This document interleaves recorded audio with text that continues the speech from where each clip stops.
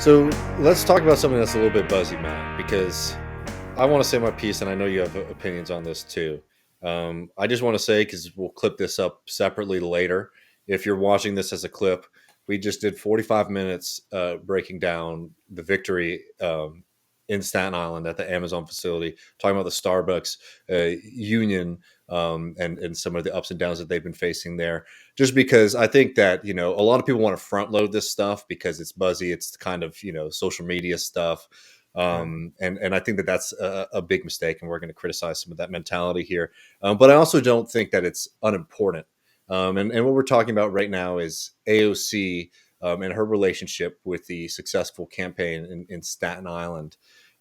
Should I guess I can just lay it down for folks Yeah, what you go happened. for it. You know, let's start with the facts of the matter. Uh, they had originally organized a rally that AOC was supposed to show up to. They had done promotion for it. People were very excited. I mean, AOC is a superstar. We've covered on this program. We covered it on TMBS. When she shows up on the line at a lot of these strikes that were happening. I can't remember what the facility was in New York, but people were out there protesting. I believe it was people who bring in produce into the city. Like, that was very, very influential, and it showed people that powerful people in your government have your back. AOC is an incredibly famous, person now. She represents in a lot of people's minds, a democratic socialist politician, and what that means, right? So I think that first things first, like it absolutely is something that is beneficial, and I think people who are organizing these campaigns want is to see somebody like AOC showing up. So they had organized a rally, and advertise all that kind of stuff, and AOC doesn't show up. She cited security concerns and a very booked schedule, but notably, just a week and a half later, 2 weeks later, she was at the Met Gala in her dress. Don't need to relitigate that controversy, but imagine what that feels like internally if you're at a union right there. Somebody's not showing up for you, but they're very happy to show up at an event like that. And yeah, I don't know how to litigate or I don't really need an audit of the security concerns things to know that just apologize for not being there and try to be better next time. But and the other thing I want to say is I don't think the union members needed the discourse about the dress to be let down Oh, by the fact that she wasn't there, right? And I think they were, I think, genuinely let down. no, I think that's more than fair, and basically, so what happens while we're talking about it right now? Crystal Ball, who has interviewed Christian Smalls a bunch, and has covered this a bunch. Noted when AOC was sort of tweeting in celebration of the victory, that Christian had sort of been asking why AOC hadn't been showing up. AOC responds to Crystal, and they have a whole thing. And I'm not going to do WWE Twitter shit on this program, but it was notable on Twitter that Christian Smalls also responded, and he He instigated, didn't he? Wasn't I yeah, mean, no. maybe I'm wrong Crystal about Ball shared an interview that they did where he talked about this, right? right. Um, and then Christian Smalls also noted on Twitter and sort of reiterated what I just laid out, was that like we asked this person to show up and they didn't. And then we sort of realized, well, we're not going to play that game and reach out to them. It doesn't seem like this person's very interested in what we're doing there. And this immediately, set off like the take universe on this. And I just want to maybe note a couple things. I think that people need to stop this bullshit where they think that any kind of criticism of people who are seen as leading these movements by the general public as always being bad, right? And we shouldn't do it, right? If somebody who is in a moment like that is noting that on Twitter afterwards, is noting that in interviews afterwards, that's a story, and we should be able to talk about that. If you were serious, for example, about a kind of electoralist path to a different future, right? You should 100% be willing to say to the folks who are sort of the figureheads of this movement, rightly or wrongly, that they have a standard that they should be upholding. And I'm sorry, showing up at pro-union rallies in your own backyard, something you should 100% be doing, especially somebody like AOC, who is a national figure at this point and shows up to things all across the board. I will say, because some of the people who were saying we shouldn't talk about this were saying, well, it's going to be used by cynical actors, right? People don't really care about the union. They're just using it to dunk on AOC. Fine, fine, fine, right? Like that's sure. But don't let that shit cloud your judgment so much that you say, well, I'm also going to ignore what people who are organizing successful World Historic Union campaigns are saying about what's been left out. Don't let your brain get in, like, we don't do media war stuff on this program, and we didn't do it on TMBS for a reason, because we realize that we're disorganized and we need to be building out, not cutting out people. Yeah. But I do find oftentimes so many people, they see events that are happening and they filter it in between different camps of people who commentate on politics for a living. That's a big mistake if you start thinking about the world in that way. That is a huge mistake because, one, you're abstracting reality to kind of fantasy personal bullshit. And two, you're not allowing yourself to recognize very, very real changes and conditions as to how people are perceiving a kind of democratic socialist movement in this country. And we can't do the whole AOC thing. What's the relationship with her and the DSA and the Democratic Party and stuff? We've done a lot of videos on them. I think they're very good videos. You should check them out. I can't do that right now because I think we'll get too distracted. But I do think this kind of knee-jerk reaction of some people to say, "Oh, well, somebody's just saying this for clout. Somebody's just bringing this up for clout."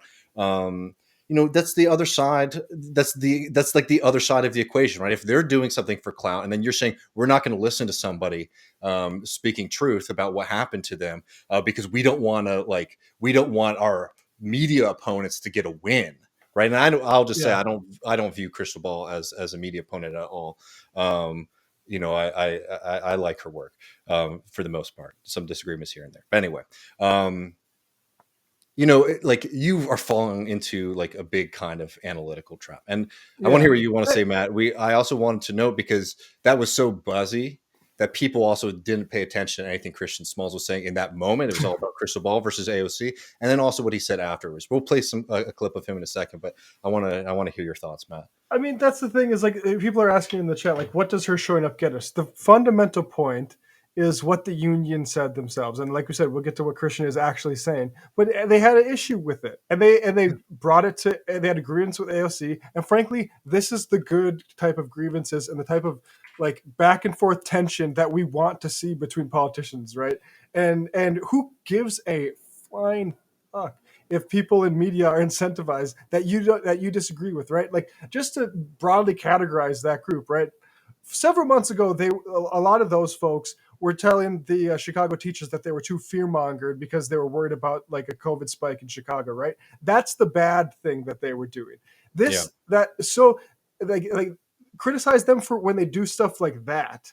When they're jet streaming off of a massive union victory, which I think, like, if Chris Smalls wants to win and wants to call it whoever the fuck that he wants, like, he can go on there and say, like, he can talk about Will Smith if he wants, right? Like, that union, like ALU they get their moment and they can bring up any issue they want. And this AOC stuff, like, it's so clearly like, well, let's just play the clip, I guess, because it so clearly can lead to something productive, as opposed to like, oh goodness, what about the like clicks that are going to be getting by people I don't like, which, I don't like a lot of these people too, but anyway.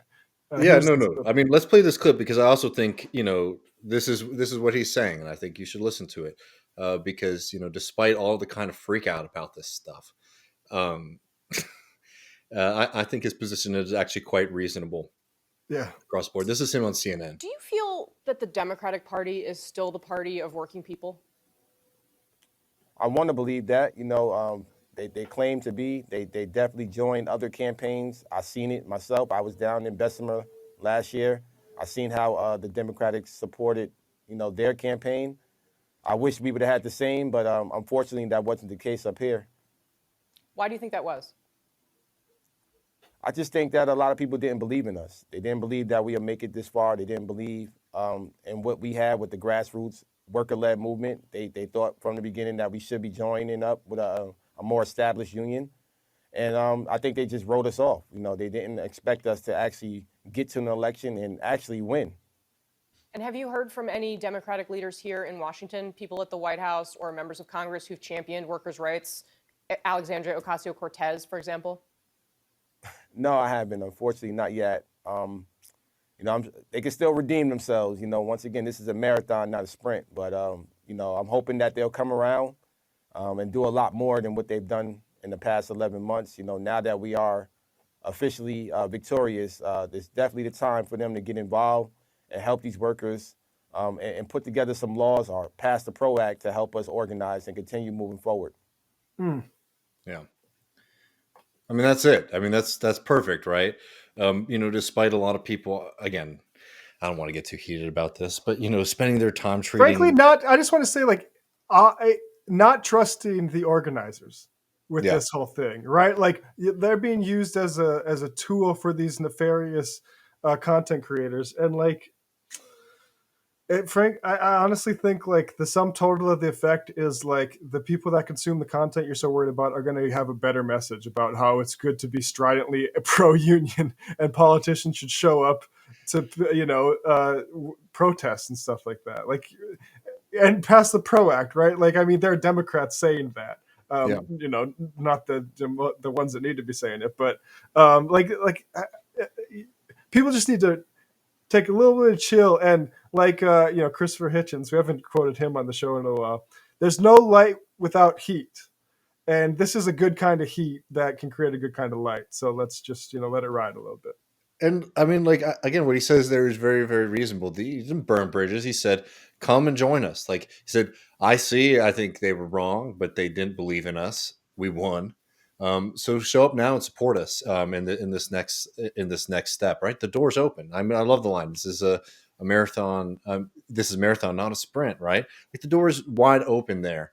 To do something different, and I think it's exactly what you would want to be seeing from people in the labor movement and from working class people. What kind of relationship you should expect and want them to have with politicians, saying, "Show up for us, and if you don't, we're going to ask you to, and we're not going to. But we're also not going to sit around and wait. We're going to tell the truth when you're not showing up. We're not going to run interference for you when you're not showing up." I think very, very fair, very, very fair points there, and. Yeah. And AOC shows up and it's the bigger story, and everybody's learned something. Well, AOC shows up and then boom, everybody can move on. So That's it. Hell yeah. I mean, again, we need to be growing and not cutting people out. And I think some people sometimes are a little bit too online. Yeah. Y'all.